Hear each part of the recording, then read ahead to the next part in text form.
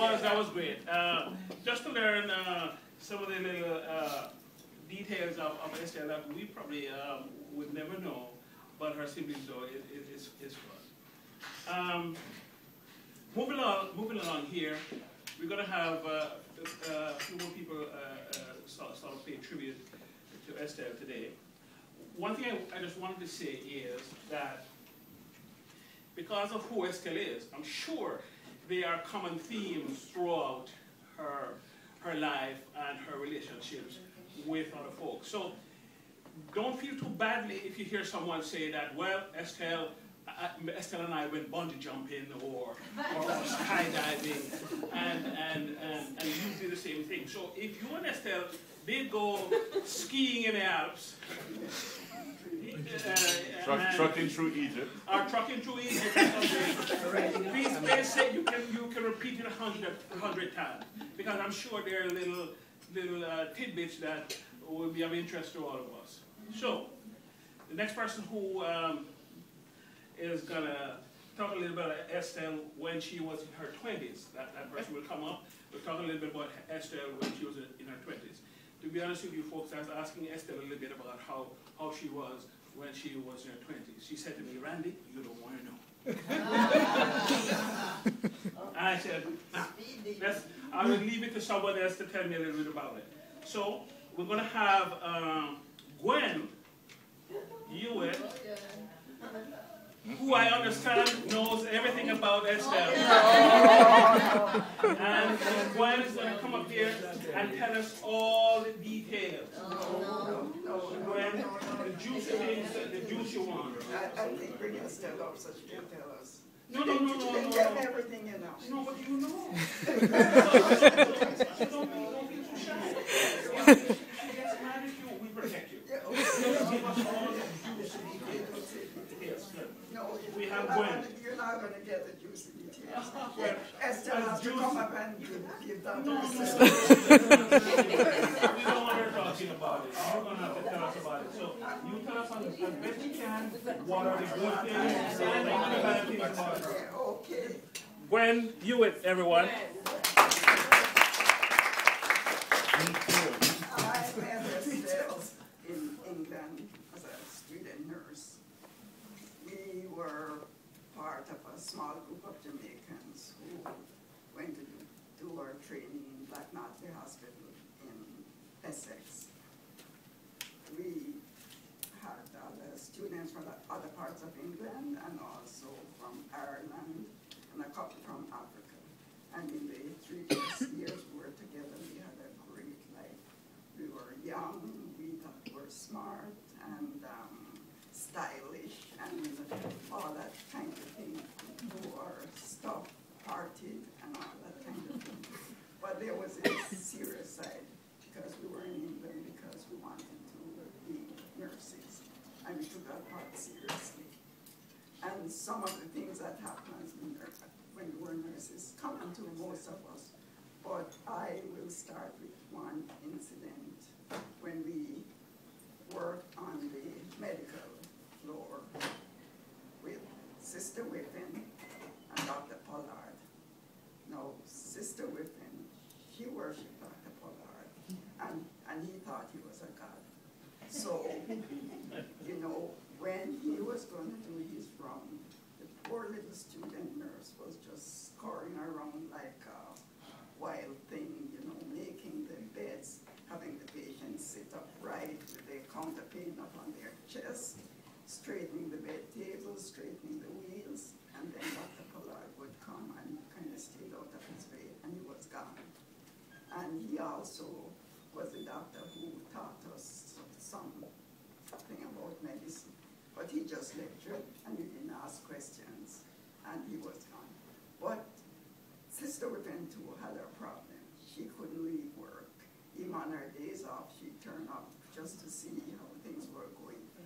But it didn't bother us as students because we had nicknames for all these people, you know, and they crawled around and we had our laughs.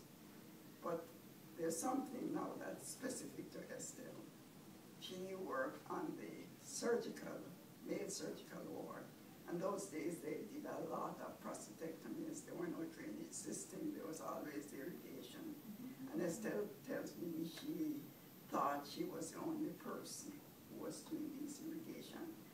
she voiced that opinion to herself, but never knew that the head nurse was hearing her. And as she grumbled, he said, yes, Miss Stewart, Nurse Stewart, this is what you're here for. And that kind of shut her up. Also, Estelle worked with Sister Jameson. And Sister Jameson lived outside in the community. She rode her bicycle, and on Sundays she'd bring her bicycle to be washed in the bathtub. And that was England at that time. You didn't use bathtub to do for bathing, for whatever. Estelle also on the night shift was really quite dissatisfied with how we got our meals. We got our breakfast when we were going on nights, and our dinner when we came up at 8 o'clock in the morning. And Estelle and her group didn't think that was right, so they were in a march to make them have that change, because it didn't make sense. You had your dinner, that was dessert, rice pudding or whatever, and then to bed in a couple of hours. So they got that switch around, so breakfast was at the end of the shift. We also, as nurses, got relieved, to have our mealtime when we were nights. And one of the things we really liked doing was going into the warm linen cupboard, climb up on the top shelf, and there were blankets there. You could climb at that time, you know.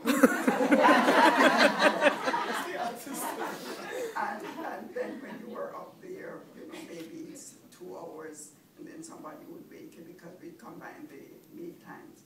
So Estelle was up on the top shelf having her snooze, came down, forgot that she had left her glasses on the bottom shelf, and stepped on them. So, it was a lot of fun. We lived together. We were well fed, but there was not a West Indian food to be found around. But we had rice, and anybody who had a day off would cook up that rice with sardine or herring, and it was a real treat. It was so good, so different. And then we like to go shopping to the little town. You had your split shift 2 to 5, and we take the bus in, and we go to a movie, or we shop, and we lived on credit. We called it the Never Never.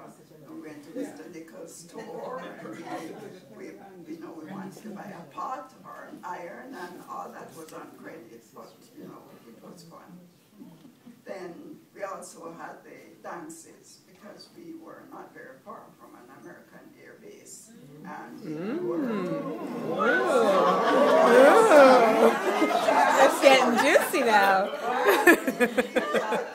we had permission, the matron had agreed that the bus could come and pick us up and bring us back. And so, that totally changed lives, with people falling in love and people having heartbreaks and people getting married and all that kind of stuff. And it was fun. And then we went off to England, and we lived I shared with Estelle in Mr.